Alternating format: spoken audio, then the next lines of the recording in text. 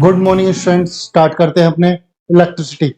तो basic electricity के बारे में क्या जानते हो? इलेक्ट्रिसिटी के बारे में केवल इतना होता है कि सर मैंने हाथ लगाया, मेरे को शॉक फील हुआ। क्या यही इलेक्ट्रिसिटी है? इलेक्ट्रिसिटी का रिलेशन बहुत सारे छोटे छोटे टॉपिक से है। तो जो बेसिकली हमारे 10th क्लास में फाउंडेशन लेवल पे, मैं एनसीईआरटी थोड़ा सा प्लस 2 स्टेज पे पढ़ा रहा हूँ। तो जितने भी हमारे इलेक्ट्रिसिटी से रिलेटेड जो टॉपिक्स है, जो हम पूरे इन ड्यूरिंग चैप्टर डिस्कस करेंगे, उसमें फर्स्ट नंबर पे कौन आता है? चार्ज। फर्स्ट नंबर पे कौन आता है?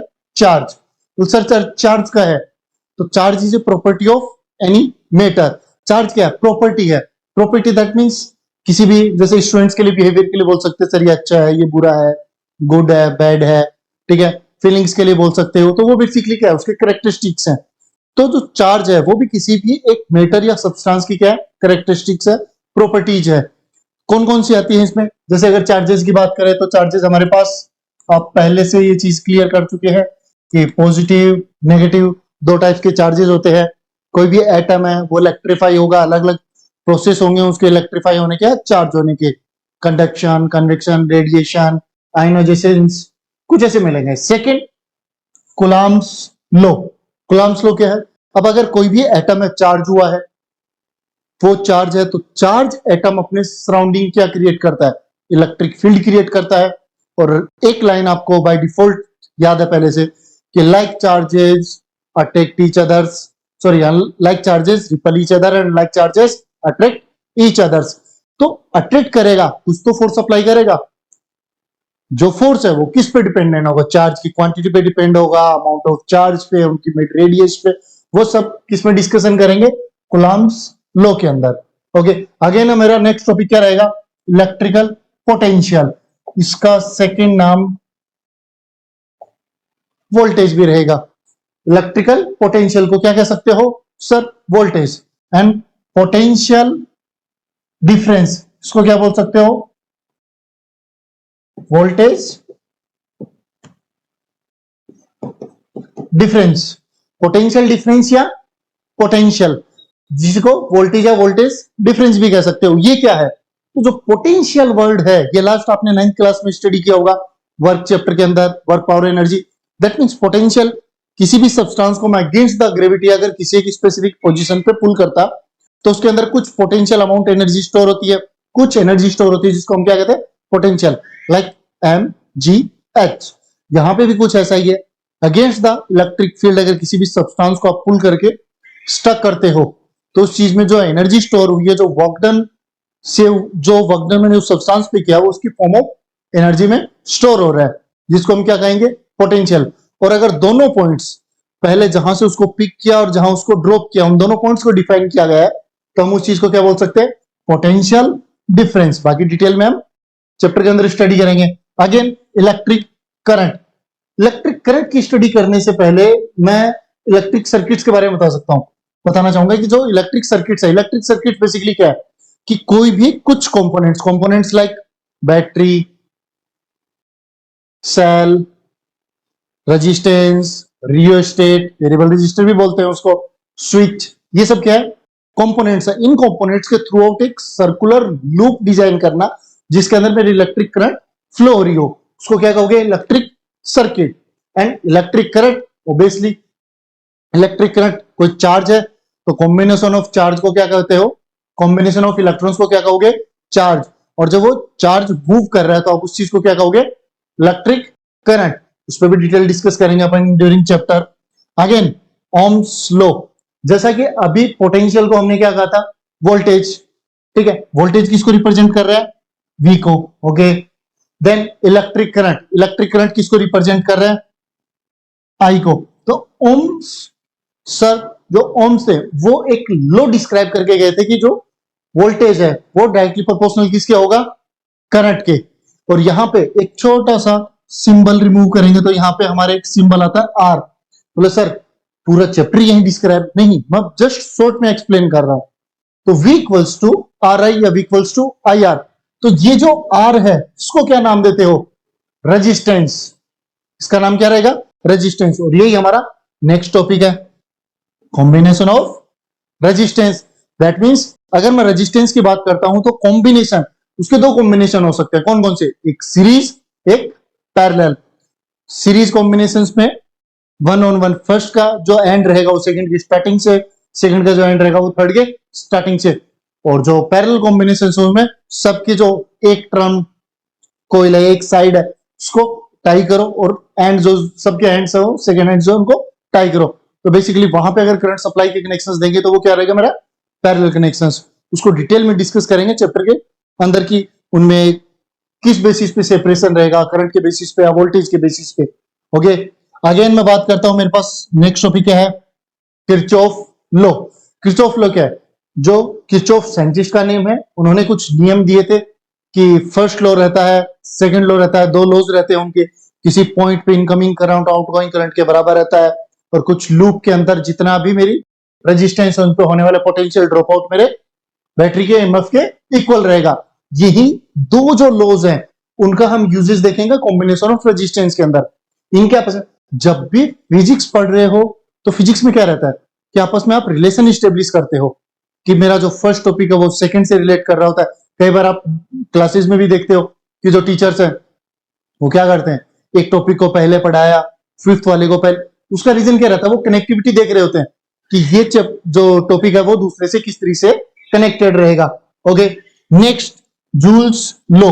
अब जैसे कनेक्टिविटी की बात कर रहे थे तो हमारा जो टॉपिक है जूल्स लॉ और heating effect of electric current, ये दोनों आपस में कनेक्टेड है। कैसे? अगर मैं हीटिंग इफेक्ट की बात करता हूं तो जो एच है वो किन किन चीजों पे डिपेंड करता है? बोल सर जो एच है वो डायरेक्टली प्रोपोर्शनल किसके? आई स्क्वायर के रहेगा। जो हीट रिलीज हुई वो रेजिस्टेंस के डायरेक्टली प्रोपोर्शनल, कितने टाइम तक मैं उसमें करंट फ्लो कर रहा हूं उसके। और इन्हीं तीनों के कॉम्बिनेशन के बेसिस पे आई स्क्वायर आर डेल्टा टी, ये जो कॉम्बिनेशन तैयार होता है इसी को एक नाम दिया गया है, क्या? Joules law. क्लियर हुआ पॉइंट? और एक लास्ट छोटे छोटे हमारे पास दो टॉपिक्स भी हैं, इलेक्ट्रिक पावर जिसको the rate of work done भी कहते हैं, और अगेन लास्ट इलेक्ट्रिक एनर्जी। ये जो टॉपिक है ये कुछ बुक्स में रहता है, कुछ में नहीं रहता, लेकिन इसको केडब्ल्यू है जो हमारा इलेक्ट्रिसिटी यूज करता है कंजप्शन, उसके बेसिस पे डिफाइन करेंगे। तो जो हमारे ऑल टोटल टॉपिक्स हैं वो एक बार के लिए क्लियर हुए। अगेन हम चल रहे हैं चैप्टर की, स्टार्ट करते हैं। सबसे फर्स्ट चार्ज। सबसे पहले चार्ज। तो अगर चार्ज की बात कर रहे हैं तो चार्जेस किस तरीके से एक्वायर किया जाता है उसके बेसिस पे मैंने दो सेग्रीगेशन किए हैं। फर्स्ट कौन सा है? स्टैटिक इलेक्ट्रिसिटी, एंड सेकंड क्या है? Current electricity.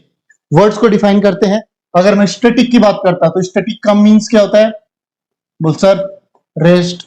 ओके, इलेक्ट्रिसिटी का किससे रिलेशन रहता है? इलेक्ट्रॉन से।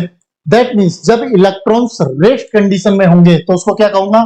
इलेक्ट्रिक स्टैटिक इलेक्ट्रिसिटी या इलेक्ट्रोस्टैटिक्स। ओके, तो देन कंपैरिजन के बेसिस पे अगर मैं देखता हूं इलेक्ट्रिसिटी का मीनिंग क्या निकाला हमने? इलेक्ट्रॉन्स। देन करंट का मीनिंग क्या निकलता है? करंट का मीनिंग रहता है FLOW, फ्लो। बोलो किस बेसिस पे हम करंट को केवल फ्लो कैसे कह सकते हैं? क्योंकि आपने कुछ टर्म्स स्टडी किए होंगे, विंड करंट, दैट मींस हवा का फ्लो। तो यहां क्या हुआ? इलेक्ट्रिक करंट, इलेक्ट्रॉन्स का फ्लो। तो जब इलेक्ट्रॉन्स रेस्ट कंडीशन में होंगे तो अपने सराउंडिंग कुछ इलेक्ट्रिक फील्ड क्रिएट करते हैं, तो उस फिनोमेना को क्या करें? इलेक्ट्रोस्टैटिक। और जब इलेक्ट्रॉन्स फ्लो कर रहे होते हैं तो उस चीज में वहां पे क्या डेवलप होती है? Electric current.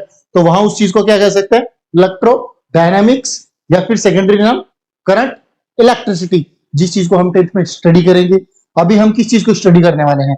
करंट इलेक्ट्रिसिटी या फिर इलेक्ट्रोडायनामिक्स। ये चीज क्लियर हुई? तो दोनों को कंपैरिजन क्लियर हुए। दूसरा, मैं जो कुछ जैसे पीपीटी ऑनलाइन जो टीचिंग रहता है उसमें मोस्ट ऑफ द टाइम्स हमारे अलग अलग प्रोसेस से अलग अलग टीचर स्टडी करवा रहे होते हैं, लेकिन यहाँ पे आपको किस बेसिस पे मिलेगा कि नोट्स की रिक्वायरमेंट नहीं होगी।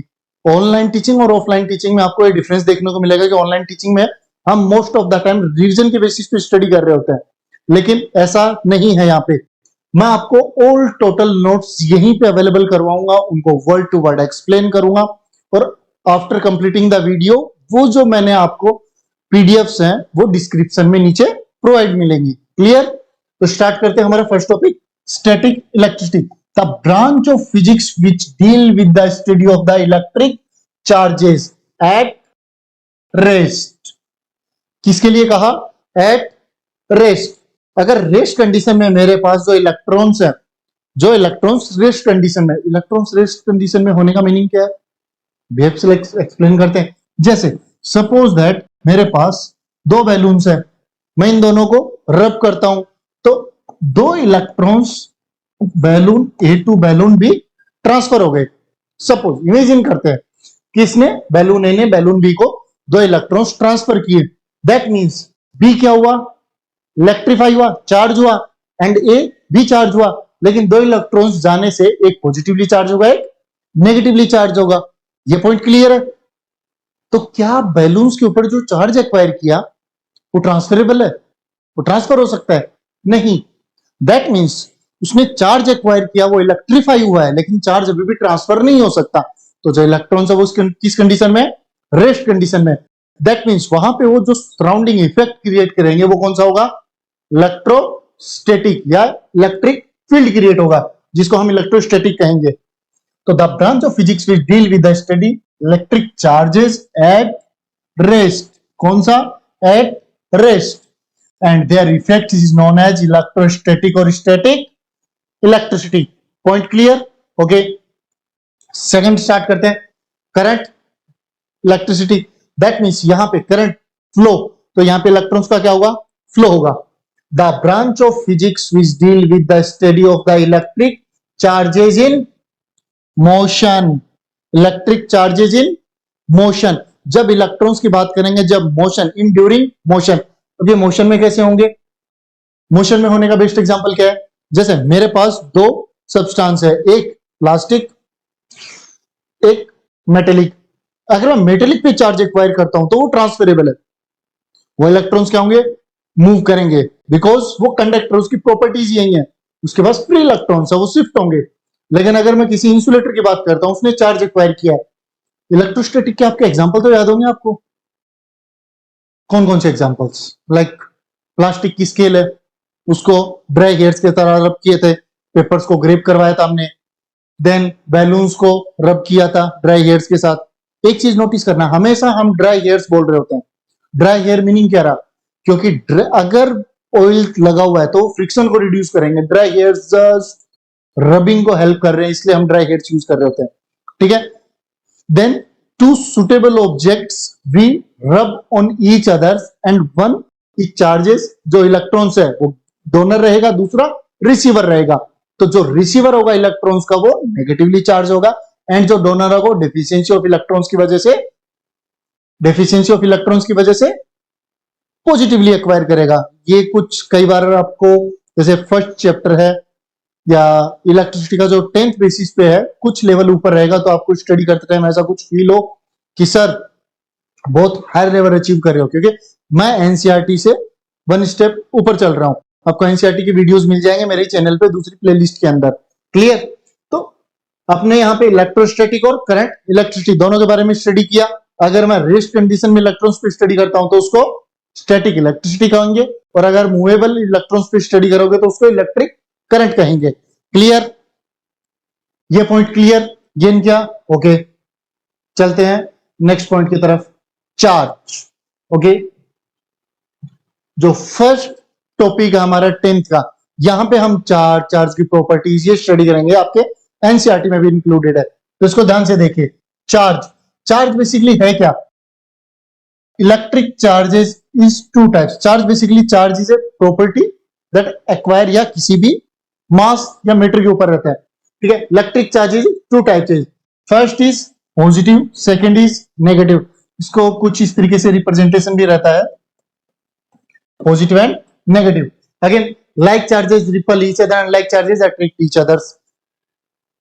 ये मोस्ट ऑफ द टाइम हम पढ़ रहे होते हैं, जब भी चार्जेस की प्रॉपर्टी पढ़ रहे होते हैं, ये सभी जगह रहता है। ओके, एनोटेशंस के बेसिस पे कुछ चीजें कवर अप हो रही है, मैं स्लाइड्स में ध्यान रखूंगा। लेकिन एक बार चार्जेस की बात करते हैं। जैसे सपोज मेरे पास दो बैलून्स है, अभी कुछ देर पहले जो एग्जांपल लिया था उसी को डिटेल में डिस्कस कर रहे होते हैं, ठीक है। यहां पे क्या करते हैं, हम वाइब्रेट करवाते हैं। सपोज मेरे पास 25 इलेक्ट्रॉन्स है, 25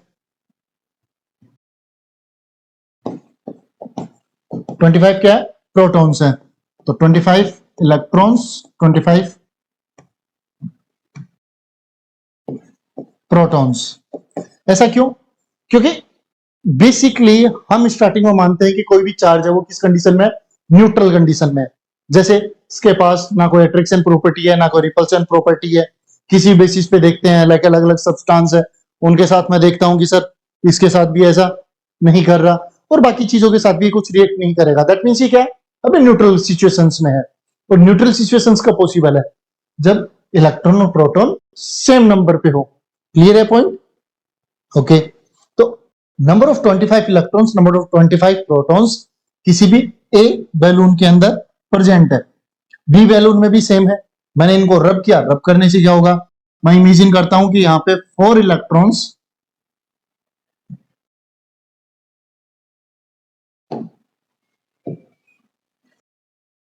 मैं क्या इमेजिन करता हूं,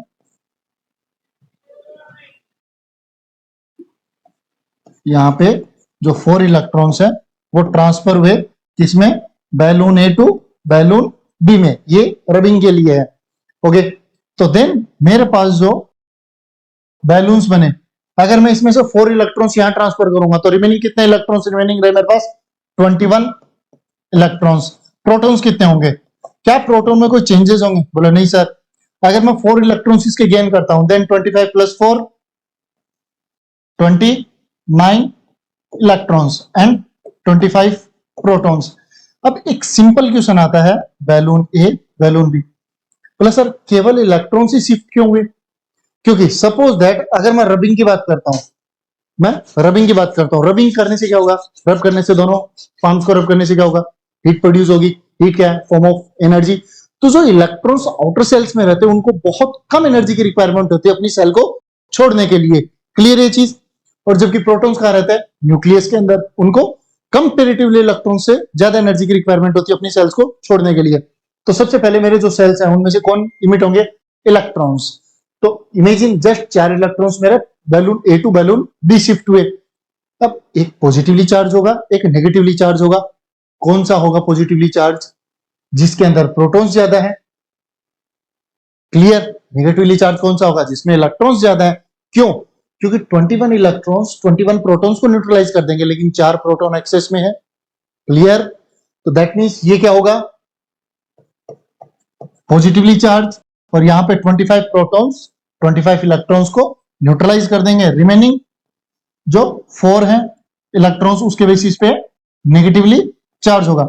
लेकिन इनको डिफाइन करते टाइम जो डेफिनेशंस रहती हैं वो कुछ डिफरेंट होती है। कैसे? हम कभी ये नहीं कह सकते कि एक्सेस ऑफ प्रोटॉन्स की वजह से पॉजिटिवली चार्ज है। नहीं, आपको कुछ इस तरीके से डिस्क्राइब करना होगा अगर एग्जाम्स में इस बेसिस पे क्वेश्चन फॉर्म होते हैं कि एक्सेस ऑफ इलेक्ट्रॉन्स की वजह से वो नेगेटिवली चार्ज है और डेफिशिएंसी ऑफ इलेक्ट्रॉन्स की वजह से ये पॉजिटिवली चार्ज है। ऐसा क्यों? दोबारा रिपीट कर रहा हूं, एक्सेस ऑफ इलेक्ट्रॉन की वजह से नेगेटिवली चार्ज है एंड डेफिशिएंसी ऑफ इलेक्ट्रॉन्स की वजह से पॉजिटिवली चार्ज है। क्लियर? ध्यान दिया इस चीज पे, नोट किया?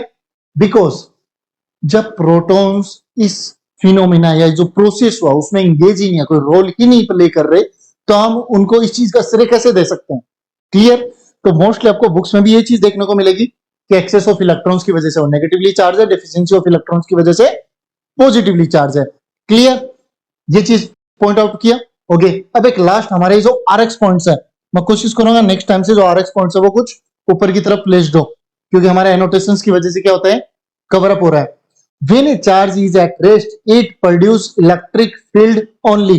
जब मेरा चार्ज किसमें है, केवल रेस्ट कंडीशन में है, तो वो अपने सराउंडिंग केवल और केवल ओनली एंड ओनली क्या प्रोड्यूस करेगा, इलेक्ट्रिक फील्ड। दैट मींस ये दो चार्जेस है, ये अपने सराउंडिंग कुछ इलेक्ट्रिक फील्ड प्रोड्यूस करेंगे। कुछ ऐसा बोल सकता हूं कि एक जितना इस पे चार्ज एक्वायर होगा, जैसे सपोज अभी 4 इलेक्ट्रॉन्स है, तो ये शॉर्ट रीजन के अंदर अपना अट्रैक्शन और रिपल्सन की प्रॉपर्टी शो करेगा।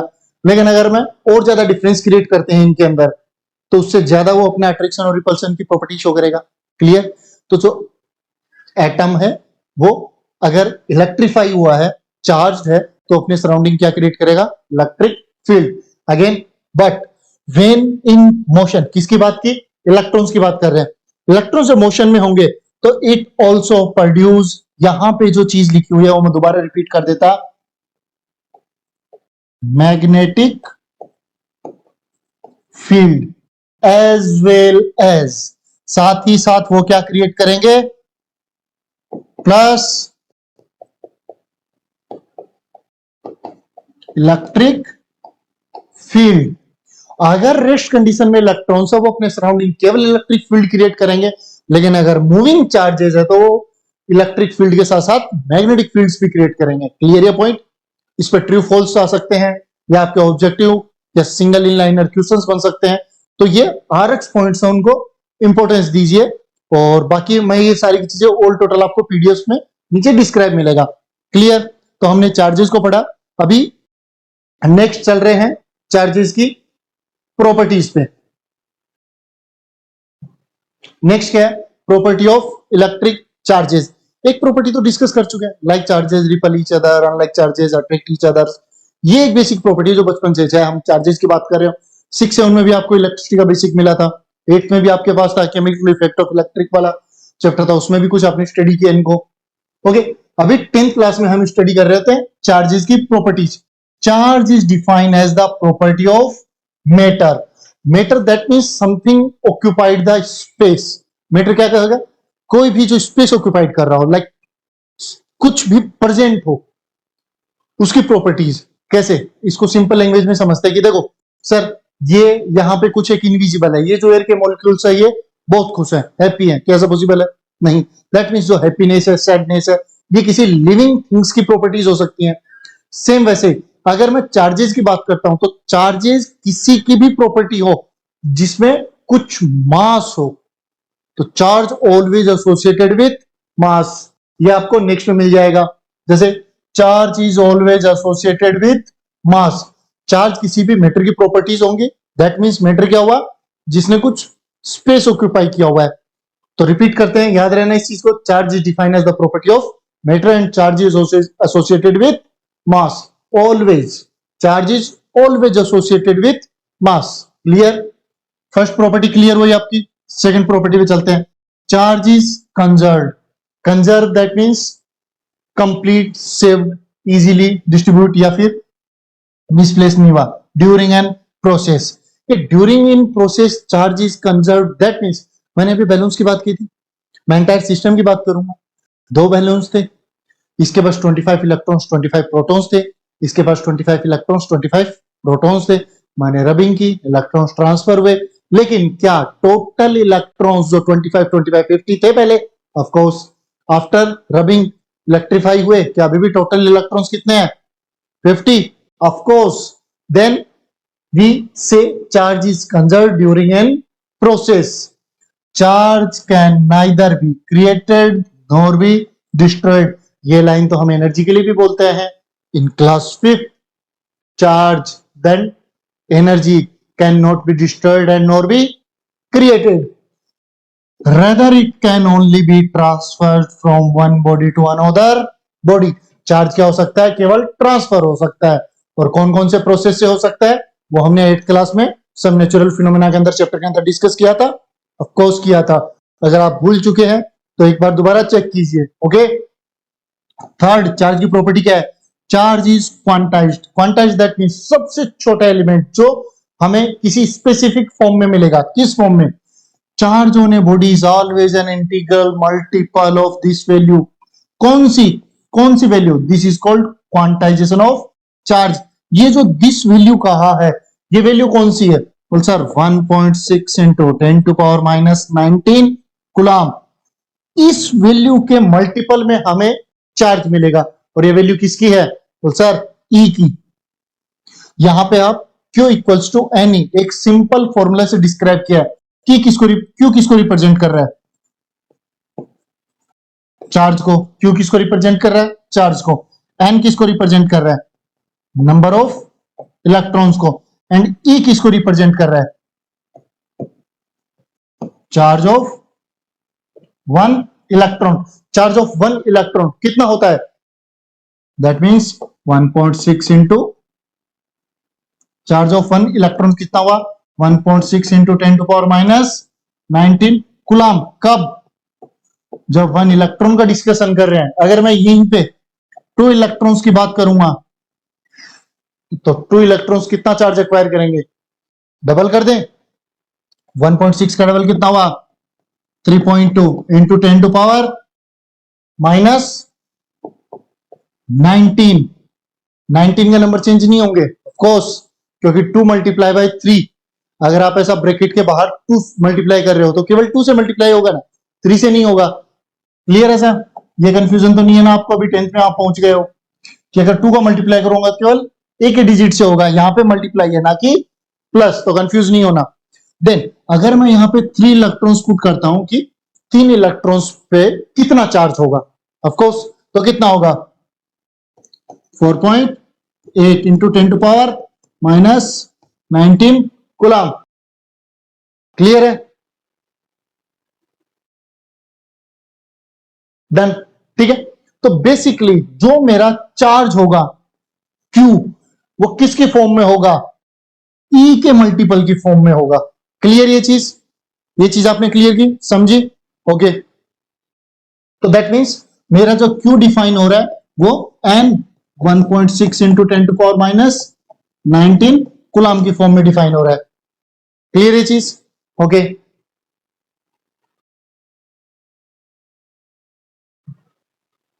आज के लिए लास्ट डिस्कशन कर रहे होते हैं, क्योंकि इसमें कुछ एक इंपॉर्टेंट पॉइंट्स मिल गए हमें। यूनिट ऑफ चार्ज, जैसे अभी हमने बात की फॉर्मूला की Q equals to N E, तो जो इलेक्ट्रॉन्स की यूनिट होगी वही चार्ज की यूनिट होगी। तो इलेक्ट्रॉन्स की यूनिट क्या है, C, मैं कुछ देर पहले रिप्रेजेंट कर रहा था C से, तो क्या होगा, द ऐसा unit of charge is coulomb, COULOMB, जिसको हम किससे रिप्रेजेंट कर रहे हैं, कैपिटल C, किससे रिप्रेजेंट कर रहे हैं, कैपिटल C। यूनिट्स के बारे में जो बेसिक जानना था वो मैं एक बार रिपीट करता हूं। यूनिट्स के कुछ प्रेजेंटेशन के 4 अलग अलग मेथड्स हुआ करते थे। कौन कौन से, first, always mention in singular form. ऐसा नहीं होगा कि मैं 1 सेंटीमीटर करूं 10 सेंटीमीटर कर दूं, ऐसा नहीं होता। 1 centimetre then 10 centimetre, singular form में होगा, प्लूरल में नहीं होगा। यूनिट्स अपने बाद में फुल स्टॉप नहीं लेते, यूनिट्स ऑलवेज स्मॉल लेटर्स में होंगे। कुछ केसेस होंगे जब आपको वो कैपिटल फॉर्म में दिखाई देंगे, लेकिन कब, जब हम उन यूनिट्स को किसी साइंटिस्ट को डेडिकेट करेंगे। क्लियर, जब भी कोई यूनिट साइंटिस्ट के लिए डेडिकेट की जाती है, for example Newton, sir Isaac Newton के लिए हम फोर्स की जो यूनिट है वो किसको डेडिकेट करते हैं, न्यूटन सर के लिए, ठीक है। तो कैपिटल एन आता है। पास्कल, प्रेशर की unit capital P A small denote कर रहे होते हैं, capital P small a। Then wind, वो किसके लिए है, पास्कल, सर पास्कल के लिए। देन कूलम भी साइंटिस्ट के नेम है। तो चार्ज की यूनिट है वो साइंटिस्ट के नेम पे बेसिस पे, इसीलिए कैपिटल लेटर्स में डिनोट करते हैं। इस चीज को ध्यान रखना है, एग्जाम्स में इस पे मार्क्स नहीं कट होने चाहिए। देन 1 मिली कूलम, मिली का मतलब होता है -3, मिली बहुत छोटी यूनिट है। क्लियर, तो 10⁻⁻³ कूलम। माइक्रो, माइक्रो को किससे रिप्रेजेंट कर रहे होते हैं, कुछ इस सिंबल से, और इसका मीनिंग क्या रहता है 0.00005 टाइम्स देन 6, और ये क्या हुआ मेरा 10⁻⁻6। ओके, माइक्रो 6 टाइम्स 0 पॉइंट के बाद में, that means micro 10⁻⁻6 milli 10⁻⁻³ coulombs. ये ऑब्जेक्टिव में मिल सकते हैं। अब फिर अगेन हमारे पास RX पॉइंट्स आ रहे हैं, इस RX पॉइंट्स को एक बार आराम से डिस्कस करते हैं। जैसे a body is said to have 1 coulomb of charge of which contains 6.25 into 10⁻18 electrons। एक बॉडी जो है वो 1 कूलम ऑफ चार्ज अगर कंटेन की हुई है तो वो कितने इलेक्ट्रॉन्स कंटेन की हुई है, 6.25 into 10⁻18 नंबर ऑफ इलेक्ट्रॉन्स, इतना उसने कंटेन किया हुआ है। Calculate how many electrons make 1 coulomb of charge. Obviously sir answer यहीं पे ही है, 6.25 into 10⁻18 इलेक्ट्रॉन्स। आंसर आपका यहीं पे प्रेजेंट है, लेकिन सोल्व कैसे करेंगे, तो सॉल्यूशन के लिए हमारे पास एक फॉर्मूला प्रेजेंट है, Q equals to N E. हमें पूछा क्या है, जो गिवन डाटा है उसको मेंशन करते हैं। तो Q कितना है, बोल सर 1 कूलम। N कितना है, बोल सर हमें फाइंड आउट करना है। देन चार्ज ऑफ इलेक्ट्रॉन्स कितना है, 1.6 इंटू 10 टू पावर माइनस 19। तो क्या मेरे पास फॉर्मूले में 3 वेरिएबल है, तीनों डाटा गिवन किए मैं, ऑफ कोर्स। तो मैं इसमें पुट करता हूं और आंसर्स निकालता हूं। ये कितना है, 1 coulomb equals to N E minus, ये इलेक्ट्रॉन्स के लिए रिप्रेजेंटेशन ऐसा ही रहता है, जैसे आप पॉजिटिव को प्लस वी, नेगेटिव को माइनस वी करते हैं, वैसे इलेक्ट्रॉन्स को ई माइनस से रिप्रेजेंट कर रहे होते हैं। ये कितना है, बोलो 1.6 into 10 to power minus 19 coulomb. Clear. N की वैल्यू फाइंड आउट करनी है, तो ये जो मल्टीप्लाई में ये इसके डिवाइड में जाएगा, then 1 coulomb divided by 1.6 into 10 to power minus 19 coulomb. सबसे पहले जहां कूलम दिखा कैंसिल आउट, कूलम से कूलम कैंसिल आउट हुआ, दैट मींस मेरे को अभी रिमेनिंग जो फाइंड आउट होगा उसकी यूनिट होगी, नहीं, रेशियो की यूनिट नहीं होती। ओके। अब ये जो एक कॉम्प्लिकेटेड ऐसा कुछ स्ट्रक्चर तैयार हुआ 1.6 इंटू 10 टू पावर माइनस, उसको सिंप्लीफाई करते हैं। माइनस 19 ऊपर जाके क्या होगा, 10 की पावर प्लस 19 डिवाइडेड बाय 1.6। क्या ये डिवाइड देना पॉसिबल है, ऑफ कोर्स नॉट।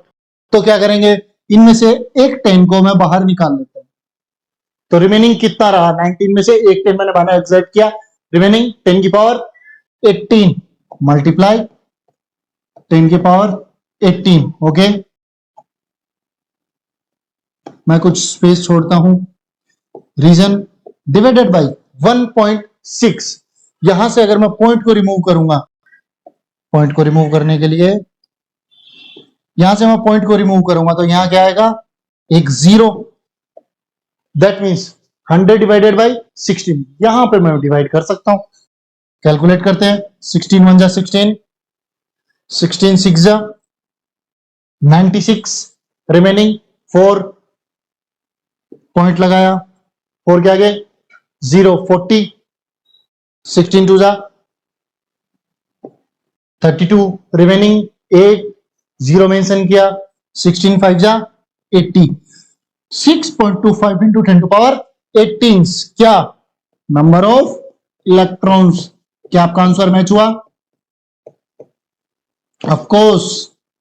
आंसर तो हमें पहले बता देना कि 1 कूलम ऑफ चार्ज जो है वो कितना इलेक्ट्रॉन्स एक साथ, जैसे अगर इस चीज को डिस्कस करते हैं कि 1 इलेक्ट्रॉन्स मूव कर रहा है, मैं क्या कहूंगा, कितना चार्ज जा रहा है, वो sir 1.6 into 10 to power minus 19 coulomb जा रहा है। अब मैं कहूंगा 2 इलेक्ट्रॉन्स मूव कर रहे हैं, कितना चार्ज मूव कर रहा है, बोले sir 3.2 into 10 to power minus 19। That means कितने नंबर ऑफ इलेक्ट्रॉन्स मूव करें कि मैं ये कह सकूं कि सर ये टोटल मिलके 1 कूलम ऑफ चार्ज जा रहा है। क्लियर, पॉइंट गेन किया आपने कि कितने नंबर ऑफ इलेक्ट्रॉन्स की रिक्वायरमेंट होगी जब वो सब एक साथ ऐसा मूव करेंगे, तो मैं ये कह सकूं कि सर 1 कूलम चार्ज मूव कर रहा है, कितने, 6.25 इंटू 10 टू पावर 18। कुछ बुक्स में आपको ये अलग तरीके से भी मिलेगा, कैसे, 625 इंटू 10 टू पावर 16। हुआ क्या, कुछ नहीं, यहां पे जो 2 0 है यहां से आपने मल्टीपल किया तो 625 इंटू पावर 16। एग्जैक्टली हमें बुक्स में यही मिलता है, कुछ जगह आपको ऐसा भी मिलेगा, तो कंफ्यूज नहीं होना। क्लियर। तो आज के ये जो नोटेशन, जो एनोटेशंस मैंने कंप्लीट किए इस पीडीएफ के ऊपर विथ एनोटेशंस, मैं आपको नीचे डिस्क्रिप्शन में लिंक प्रोवाइड कर दूंगा। क्लियर। और अगर आपके कुछ डाउट्स है तो कमेंट में मेंशन कीजिए। ओके स्टूडेंट्स, आज के लिए थैंक यू, मिलते हैं नेक्स्ट क्लास में, बाय।